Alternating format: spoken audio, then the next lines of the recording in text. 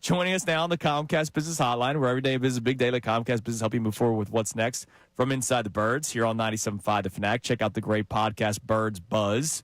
Our man Andrew DiCecco joins us. Andrew, I need to get your opinion on what took place in the first half and the second half of the Eagles' offense. What was the biggest difference in your mind that led to a 21-point half to a 0-point half? Well, it was just a lack of execution in the second half. I thought the Eagles got off to a really effective start offensively, and they were pushing all the right buttons, good play design. And then in the second half, while I still didn't – I'm not of the belief that they were conservative, and I can explain that. But I just thought that they kept falling victim to the self-inflicted wounds. There were the coaching staff didn't do adequate adjustments in terms of being able to counter what Dallas was doing. And I didn't think that the Eagles were able to capitalize on many opportunities. For a while there, it didn't seem like either team really wanted to win that game. They were both giving the other an opportunity, and it was ultimately the Cowboys that were able to pounce and nail the final dagger there with that field goal. But it was just a really, it was a tale of two halves, and a game that if you're the Eagles and you're a team that is a Super Bowl contender, you can't lose games like that. And I think a lot of what we've seen are things that have been swept under the rug for a while now, and these are things that A.J. Brown was alluding to try and get in front of these things so that it didn't come back and haunt them, and you started to see it reveal itself yesterday afternoon. All right, so you mentioned you don't believe they were conservative in the second half, and then you can explain it. So if you can, please do. Yeah, first drive of the third quarter. The first play, 8-yard completion to Grant Calcaterra. The next play, I believe it was a play action, awful play action. 20-yard completion to Dallas Goedert. Illegal formation on Matt Pryor. Then they had a 2nd and 7.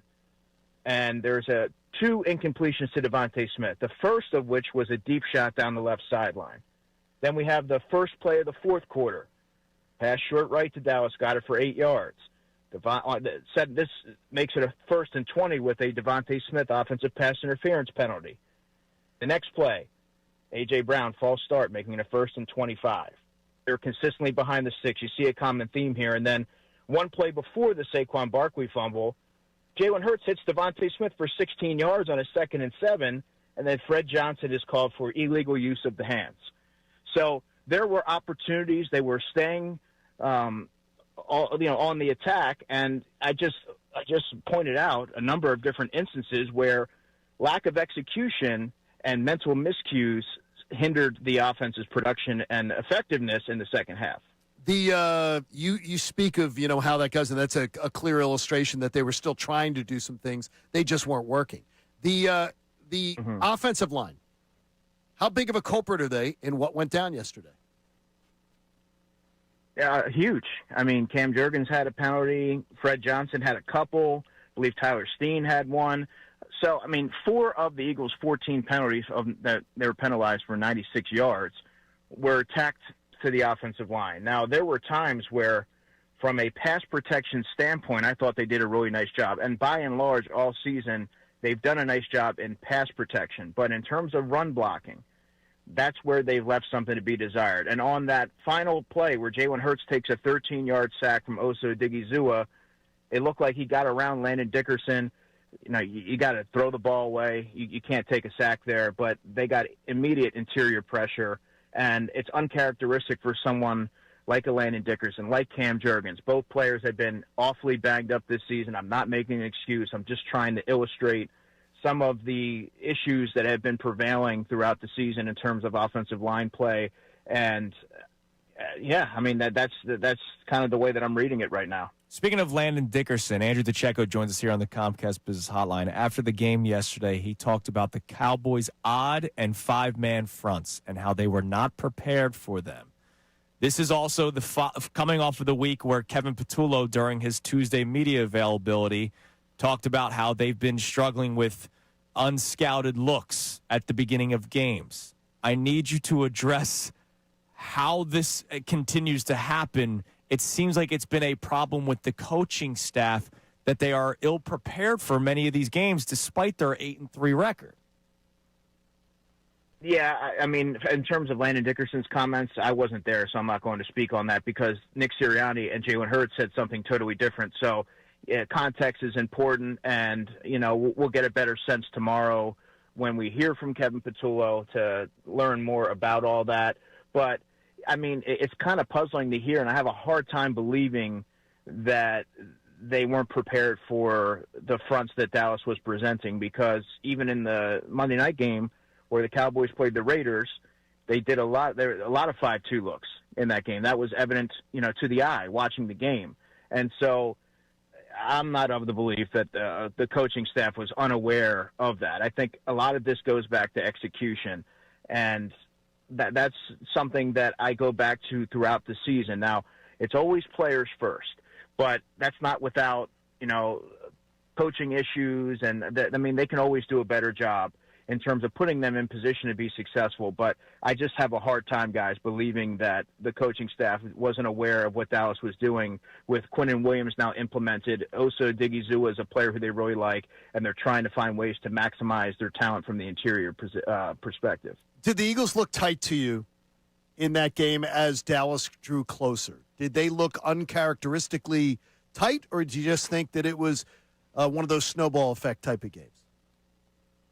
Not really, John, because there were plays to be made. I kind of ran through a lot of the ones in the second half, and I think that, when you think of it in those terms, I mean, it wasn't like they were turtling. I didn't get that sense. I thought Jalen Hurts and the offense was ready to go. I thought the defense, and they were really banged up late in that game, losing Reed Blankenship, losing Drew Makuba, who was in a boot after the game, and Adoree Jackson. I thought that they still did a really nice job. They had a couple of red zone stops, the one off the Gibson fumble where CeeDee Lamb did drop a pass, but they held them out in a 4-down opportunity. So, no, I thought that they did what they had to do. They just made one too many mistakes. They turned the ball over twice. They had 14 penalties, and they were not able to overcome it this time. And so these are a lot of the different things that I've been talking about when I say it's a collective. You can look at across the board offensively that there are many reasons why they lost this game. And I think first and foremost, at least from my vantage point, is due to execution. Nick Sirianni will always take the blame for the penalties, but I want you to I'm not asking you to point fingers, but who does this fall on, and how does this get better? Because right now, I gave the numbers earlier, Andrew. They are 19 penalties away from reaching last year's total. That's incredible. In 17 games, and they're only at 11 games this year. They're 19 penalties away. They were top 10 last year, 10 best, and this year they're 7th worst. So what do you make of that, and how does that get fixed? Yeah, Andrew, I think a lot of what Nick Sirianni does in terms of falling on the sword for his players is admirable. But let's face the facts. If you're not lining up correctly, if there's alignment issues and this persists, that's not on coaching. That's on the players. They played this game.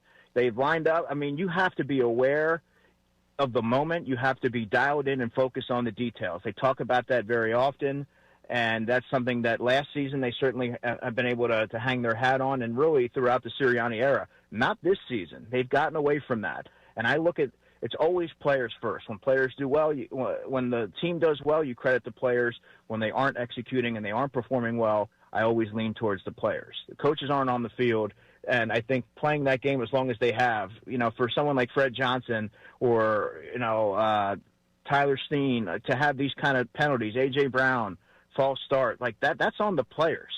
The plays are there to be made, and they're now setting themselves back and behind the sticks with all these self-inflicted wounds. Your gut instinct is in a short week at home against a Bears team that this Eagles team has the makeup to rebound strongly, or do you believe that it's going to be a really interesting week to watch this matchup?